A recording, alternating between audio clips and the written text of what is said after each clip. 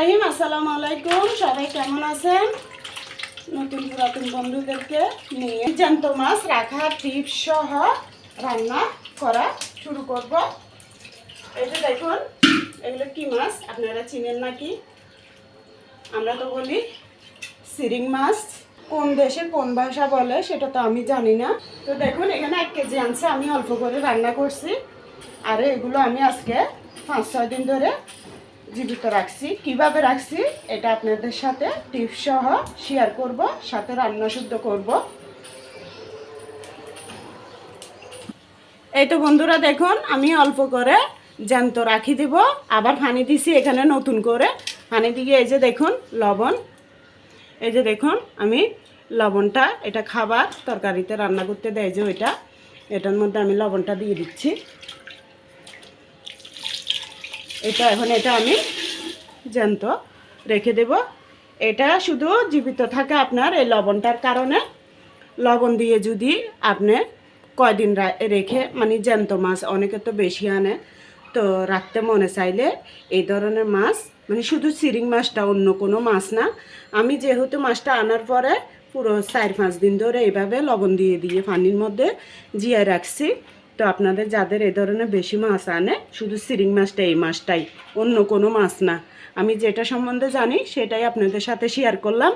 তো আমি এই যে দেখুন, এখানে কয়টা পুরো ঘরে লাপ মারি, পুরো ছিটে গেছে, আপনারাই দেখছেন। তো এখানে কয়টা রান্নার জন্য নিয়ে নিছি, আর এখানে এগুলো লবণ দিয়ে রেখে দিচ্ছি, আবার 2-3 দিন পর খাওয়া যাবে। তো এখানে আমার 1 কেজি মাছ আনছে, এখান থেকে হয়তো 2টা না 3টা মরছে। আজকে 1 সপ্তাহ হয়ে যাচ্ছে এই মাছগুলো আনছে যে। তো দেখুন আপনাদের সামনেই লবণ দিছি। আমি এই মাছটা রান্না করার পরে এসে আপনাদেরকে আবারও দেখাবো। এটা মরবেও না, কিছু হবে না, এটা এইভাবে জীবিত থাকবে। তো বন্ধুরা দেখুন, এখন যেগুলো মারবো এগুলো দিয়ে, এই যে ছালি নিছি, আর কি চুলার মধ্যে রান্না করে তো ওই ছালিটা দিয়ে আমি এখানে দিয়ে দিছি। এই মাছগুলো আমাকে অনেক কষ্ট দিতেছে, কখন থেকে এই মাছগুলো নিয়ে পাগল হয়ে যাচ্ছি। পুরো ঘরটা আমার আবার মুছতে হবে। এই যে দেখুন আমি ছালি দিয়ে এগুলো মরলে তো মরবে, আর নাইলে এগুলোকে চুপটা হলে, অন্ধ হলে তো কাটতে পারবো ধরে ধরে। এগুলো পুরো ঘরে ফালাই ফালাই চলে যাচ্ছে। কখনো শুনছেন আপনারা লবণ দিয়ে এই মাছটা জীবিত রাখতে? আমি কিন্তু দেখেই আপনাদের সাথে শেয়ারটা করতে মনে চাইছে, করলাম। একটু হলেও উৎসাহ জাগাবেন আমার পাশে থেকে। দেখুন এটা, এগুলো কেমন হচ্ছে, এই যে দেখুন ছালি দিয়ে কেমন করছি। এখন দেখি মরে নাকি।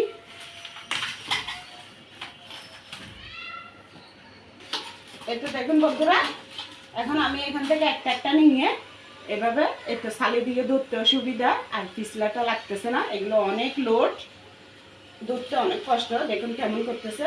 এই জাস্ট শুধু এভাবে ধরে সবগুলো ফুটি, তারপরে এই যে ময়লা, এগুলো কেটে নেব। দেখুন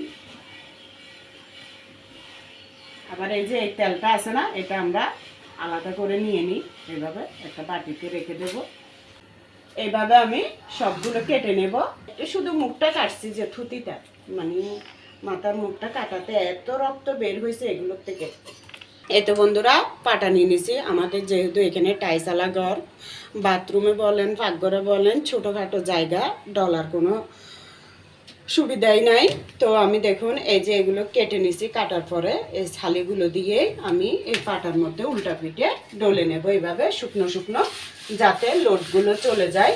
এই যে দেখুন, নাইলে কিন্তু এগুলো লোটের জন্য ডলা যায় না, অনেক কষ্ট হয়ে যায়। এভাবে ডললে হবে কি, একদম দেখবেন সাদা হয়ে যাবে, আর তেমন কষ্টও হবে না। তো আমি আজকে আপনাদের সাথে এটা শেয়ার করার জন্য, পুরো ঘরটাই আমার ভরে গেছে।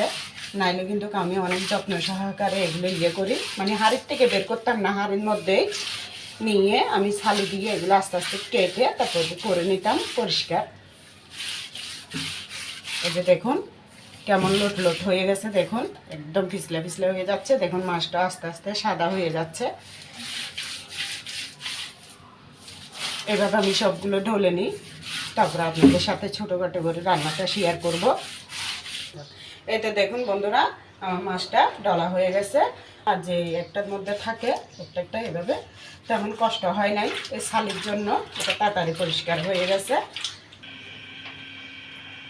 বিসমিল্লাহির রহমানির রহিম। এই তো রান্নাটা শুরু করে দিলাম, আর তেলটাও দিয়ে দিলাম সয়াবিন তেল, মাছের স্বাদ অনুযায়ী অল্প করে দিছি।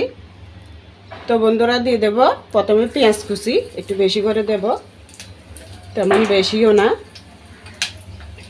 এতো এখন আমি রসুন বাটা দিয়ে দিচ্ছি 4 চামচ, ছোটোগুলো আধা চামচ। এখানে একটু সামান্য জিরা বাটা আছে, এটাও দিয়ে দিচ্ছি। তারপর দিয়ে হলুদের গুঁড়ি, মরিচের গুঁড়ি, হলুদ একটু কম আছে, মরিচের গুঁড়ি 1 চামচ, হলুদের গুঁড়ি আধা চামচ, 4 চামচে।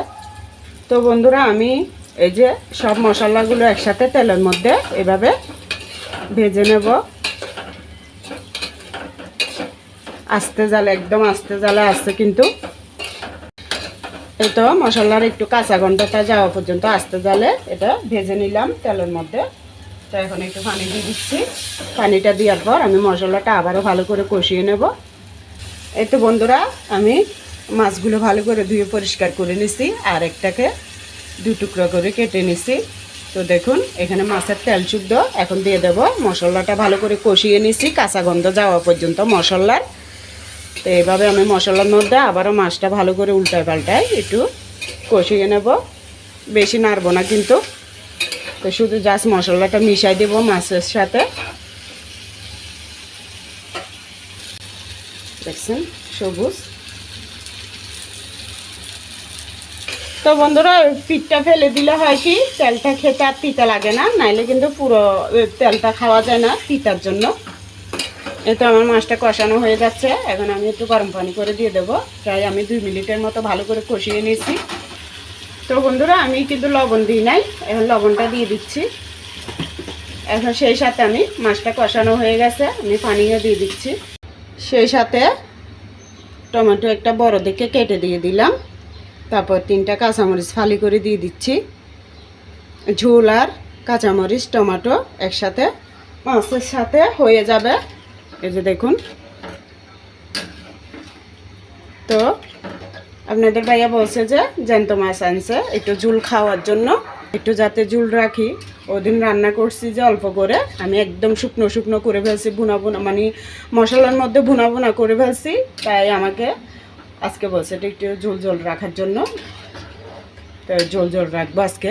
জ্যান্ত মাছের ঝোল খাওয়াটাই শরীরের জন্য অনেক উপকারী, সেটা আপনারা অবশ্যই আমার থেকেও ভালো জানেন। এখন লাস্ট পর্যায়ে একটু ধনিয়া পাতা দিয়ে দিচ্ছি। তো আমি যে মশলা দিছি ওভাবে যদি রান্না করেন খেতে অনেক টেস্টি হবে। এই তো দেখুন আমি ঝোলটা দেখছি অনেক ভালো লাগতেছে, যেহেতু জ্যান্ত মাছ আরও। এই তো বন্ধুরা দেখুন আমি যে লবণ দিয়ে রাখছি, এই যে দেখুন এখনও জীবিত। আমি মাছ কুটা, ধোয়া, ডলা, রান্না সম্পূর্ণ আমার। এর ভিতরে আমি আর আমার মেয়ে ভাতও খেয়ে নিছি। তাহলে চিন্তা করুন 1 ঘন্টা হয়ে গেছে, আজ একটা মাছও মরে নাই। এই মাছটার নিয়মই এরকম, লবণাক্ত পানিতে থাকে। তাই আপনাদের সাথে আজকে টিপসটা শেয়ার করলাম। রান্নাটা অল্প করে দেখাইছি। ভালো লাগলে আমার নতুন বন্ধু হয়ে পাশে থাকবেন। তো সবাইকে অসংখ্য অসংখ্য ধন্যবাদ আমার সাথে থেকে ভিডিওটা দেখার জন্য। তো বন্ধুরা দেখুন আমি আবার একটু লবণ দিয়ে দিচ্ছি ভালো থাকার জন্য।